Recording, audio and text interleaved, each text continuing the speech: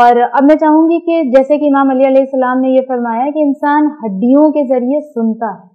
تو اس کی بھی آپ اگر تھوڑا وضاحت کر دیں۔ نہایت ہی دقیق قول مولا کا، جیسے انہوں نے کہا کہ چربی سے دیکھتا ہے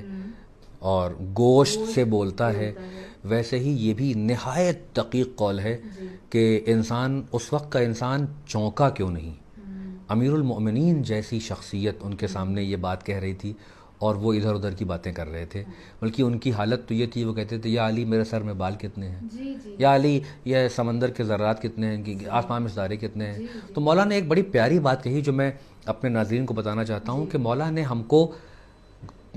سلیقہ سوال بھی بتایا، سکھایا کہ فقط یہ نہیں کہ جو منہ میں آئے کہہ دو تو وہ سوال ہو جائے، سوال کا بھی ایک سینس ہے۔ مولا نے یہ کہا کہ اول تو تمہیں اس کا فائدہ کیا ہوگا۔ مثلا میں ایک گنتی بتاؤں کہ مان لیجیے میرے سر میں جو ہے وہ 3,90,56,951 بال ہیں، سوال یہ ہے کہ اس سے آپ کو فائدہ کیا ہوا، یہ جان کے کیا فائدہ ہوا۔ دوسری بات مولانا نے کہا کہ اگر میں بتا بھی دوں تو کیا اس کو ویریفائی کر پاؤ گے۔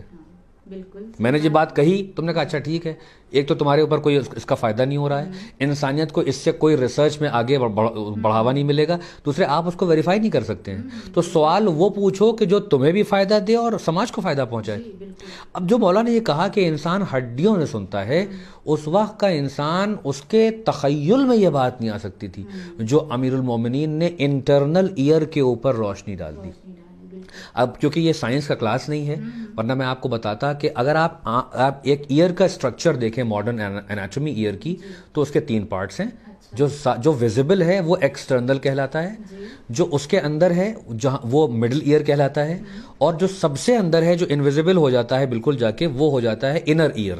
یعنی بالکل اندر کی چیز ہو جاتی ہے۔ تو یہ تو آپ کو دکھائی دے رہا ہے، اور مڈل ایئر بھی جو ہے یہاں پہ ہو جاتا ہے، اس کے اندر ہے۔ اب وہاں پر ایک ایئر ڈرم ہے،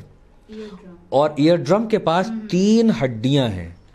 یہ 3 ہڈیاں تقریباً جس نے بھی ہائی اسکول تک بایولوجی پڑھی ہے وہ ان ہڈیوں سے واقف ہے۔ ان کا نام ہے میلیس، انکس اور سٹیپیز یا سٹیپس۔ یہ 3 ہڈیاں ہیں جن کو سائنٹسٹ نے ڈسکور کیا۔ جب باہر سے ساؤنڈ وائبریشن آتا ہے تو وہ جو ہے وہ ایئر ڈرم پہ آتی ہے، اور اس سے یہ تینوں ہڈیاں ایکٹیویٹ ہوتی ہیں، اور یہ تینوں ہڈیاں جو ہیں وہ انر ایئر کے اندر آواز کو پہنچاتی ہیں، جہاں پہ ایک لیکوڈ ہوتا ہے، اور وہاں سے آڈیٹری نرو ہوتی ہے جو ان آواز کو پکڑتی ہے اور الیکٹریکل سگنل میں کنورٹ کرتی ہے، پھر یہ برین تک جاتا ہے۔ تو آپ خدا کی صنعت دیکھیے، اس کی خلقت دیکھیے کہ اتنا کمپلیکیٹ نظام ہے جس کی طرف امیر المومنین اشارہ کر رہے ہیں کہ یہ 3 ہڈیاں ہیں، یہ جو ان کے اندر جو وائبریشنز ہوتا ہے یہ جو ہے ان تینوں ہڈیوں کے ذریعے ہوتا ہے جو مڈل ایئر میں ہوتی ہیں، اور ان کا وائبریشن جو ہے وہ اندر کے لیکوڈ تک پہنچتا ہے۔ اگر یہ ان تینوں ہڈیوں میں سے کوئی ہڈی ڈیمیج ہو جائے تو انسان ہمیشہ کے لیے امپیئرڈ ہو جائے گا، وہ کبھی بھی کچھ نہیں سن سکتا، کیونکہ یہ جو آج کے ای این ٹی اسپیشلسٹ ان کے لیے شاکنگ یہ نیوز ہے کہ اتنی باریک بات ایک ایسے انسان نے بتا دی جو عربستان میں تھا، جس کے پاس کوئی